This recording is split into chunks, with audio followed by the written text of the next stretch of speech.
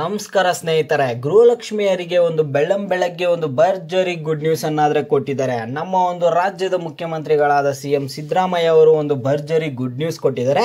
ಈ ಒಂದು ವಿಷಯ ಕೇಳಿದ್ರೆ ಎಲ್ಲಾ ಒಂದು ಮಹಿಳೆಯರಿಗೆ, ಎಲ್ಲಾ ಗ್ಯಾರಂಟಿ ಯೋಜನೆಯ ಫಲಾನುಭವಿಗಳಿಗೆ ಇದೊಂದು ಭರ್ಜರಿ ಗುಡ್ ನ್ಯೂಸ್. ಮತ್ತೆ ಒಂದು ಹೊಸ ಅಪ್ಡೇಟ್ ಆಗಿದೆ.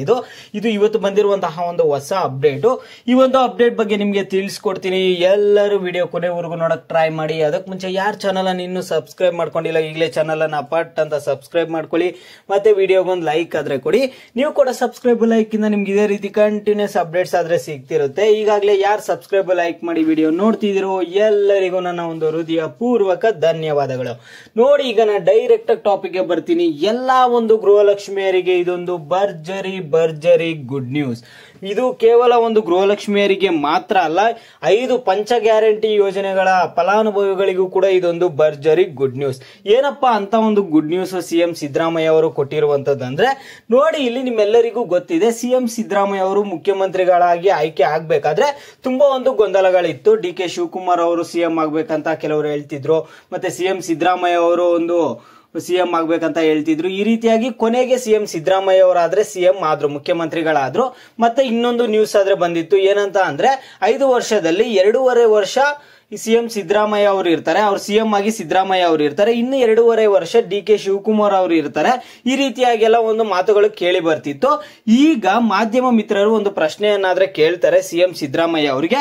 ಅವರು ಏನೋ ಒಂದು ಪ್ರಶ್ನೆ ಕೇಳ್ತಾರೆ ಅಂದ್ರೆ, 5 ವರ್ಷಗಳು ನೀವೇ ಮುಖ್ಯಮಂತ್ರಿ ಆಗಿರ್ತೀರಾ ಅನ್ನುವಂತಹ ಒಂದು ಗ್ಯಾರಂಟಿ ಆದ್ರೆ ಇಲ್ಲ, ಆದರೆ ನೀವು ಮುಖ್ಯಮಂತ್ರಿ ಇಲ್ಲದೆ ಇದ್ರು ನಿಮ್ಮ ಪಾರ್ಟಿಯಲ್ಲಿ ಬೇರೆ ಯಾರಾದ್ರೂ ಮುಖ್ಯಮಂತ್ರಿ ಇರ್ತಾರೆ ಕಾಂಗ್ರೆಸ್ ಪಾರ್ಟಿಯಲ್ಲಿ, ಆವಾಗೂ ಒಂದು 5 ಗ್ಯಾರಂಟಿ ಯೋಜನೆಗಳನ್ನ ನೀವು ಮುಂದುವರಿಸ್ತೀರಾ ಅಂತ ಒಂದು ಮಾಧ್ಯಮ ಮಿತ್ರರು ಕೇಳಿದಾಗ ಅವ್ರು ಏನೊಂದು ಉತ್ತರ ಕೊಟ್ಟಿದ್ದಾರೆ ಅನ್ನುವಂಥದ್ದನ್ನ ಈ ವಿಡಿಯೋದಲ್ಲಿ ಇಲ್ಲಿ ತಿಳಿಸ್ಕೊಡ್ತಿದ್ದೀನಿ. ನೋಡಿ, ಅವ್ರು ಏನ್ ಹೇಳಿದ್ದಾರೆ ಅನ್ನುವಂಥದ್ದನ್ನ ತಿಳಿಸ್ಕೊಡ್ತೀನಿ.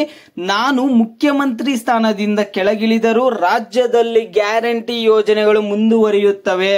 ಅವ್ರು ಏನ್ ಹೇಳ್ತಿದ್ದಾರೆ ಅಂದ್ರೆ, ಅವರು ಮುಖ್ಯಮಂತ್ರಿ ಸ್ಥಾನದಿಂದ ಏನಾದ್ರೂ ಕೆಳಗಿಳಿದ್ರು ಕೂಡ ರಾಜ್ಯದಲ್ಲಿ ಗ್ಯಾರಂಟಿ ಯೋಜನೆಗಳು ಮುಂದುವರಿಯುತ್ತವೆ ಎಂದು ಸಿಎಂ ಸಿದ್ದರಾಮಯ್ಯ ಮಹತ್ವದ ಒಂದು ಹೇಳಿಕೆ ಕೊಟ್ಟಿದ್ದಾರೆ ಇಲ್ಲಿ.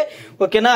ಅವರು ಎಲ್ಲಿ ಹೇಳಿದ್ದಾರೆ ಅಂದ್ರೆ, ವಿಜಯನಗರ ಜಿಲ್ಲಾ ಕೆಡಿಪಿ ಸಭೆಯಲ್ಲಿ ಮಾತನಾಡಿದ ಸಿಎಂ ಸಿದ್ದರಾಮಯ್ಯ, ರಾಜ್ಯದಲ್ಲಿ ಯಾರೇ ಮುಖ್ಯಮಂತ್ರಿ ಆದರೂ ಯಾವುದೇ ಕಾರಣಕ್ಕೂ ಗ್ಯಾರಂಟಿ ಯೋಜನೆಗಳು ನಿಲ್ಲುವುದಿಲ್ಲ, ಪಂಚ ಗ್ಯಾರಂಟಿ ಯೋಜನೆಗಳು ಮುಂದುವರಿಯುತ್ತವೆ ಎಂದು ತಿಳಿಸಿದ್ದಾರೆ.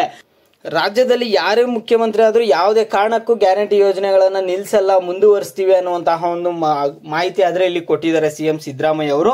ನೋಡಿ, ಮತ್ತೆ ಅವ್ರು ಏನ್ ಹೇಳಿದ್ದಾರೆ ಅಂದ್ರೆ, ನಾನು ಬದಲಾವಣೆಯಾದರೂ ರಾಜ್ಯದಲ್ಲಿ ಗ್ಯಾರಂಟಿ ಯೋಜನೆಗಳು ಮುಂದುವರಿಯುತ್ತವೆ. ಯಾರೇ ಮುಖ್ಯಮಂತ್ರಿ ಆದರೂ ಗ್ಯಾರಂಟಿ ಯೋಜನೆಗಳಾದ ಅನ್ನಭಾಗ್ಯ ಯೋಜನೆ, ಶಕ್ತಿ ಯೋಜನೆ, ಗೃಹ ಜ್ಯೋತಿ ಯೋಜನೆ, ಗೃಹಲಕ್ಷ್ಮಿ ಯೋಜನೆ, ಯುವ ನಿಧಿ ಯೋಜನೆಗಳು ನಿಲ್ಲುವುದಿಲ್ಲ ಎಂದು ಸ್ಪಷ್ಟನೆ ಕೊಟ್ಟಿದ್ದಾರೆ. ಇಲ್ಲೊಂದು ಸ್ಪಷ್ಟನೆ ಆದ್ರೆ ಕೊಟ್ಬಿಟ್ಟಿದ್ದಾರೆ.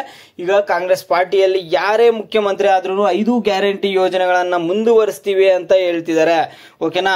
ಅವರು ಸಿಎಂ ಸ್ಥಾನದಿಂದ ಕೆಳಗಿಳಿದ್ರೂ ಕೂಡ ಒಂದು ರಾಜ್ಯದಲ್ಲಿ 5 ಗ್ಯಾರಂಟಿ ಯೋಜನೆಗಳು, ಕಾಂಗ್ರೆಸ್ ಕೊಟ್ಟಿರುವ 5 ಗ್ಯಾರಂಟಿ ಯೋಜನೆಗಳು ಮುಂದುವರಿಸ್ತಾರೆ. 5 ವರ್ಷ 5 ಗ್ಯಾರಂಟಿ ಯೋಜನೆಗಳು ಮುಂದುವರಿತಾವೆ ಅಂತ ಒಂದು ಸ್ಪಷ್ಟನೆ ಆದ್ರೆ ಕೊಟ್ಟಿದ್ದಾರೆ. ಇದು ಬಂದಿರುವಂತಹ ಗುಡ್ ನ್ಯೂಸ್.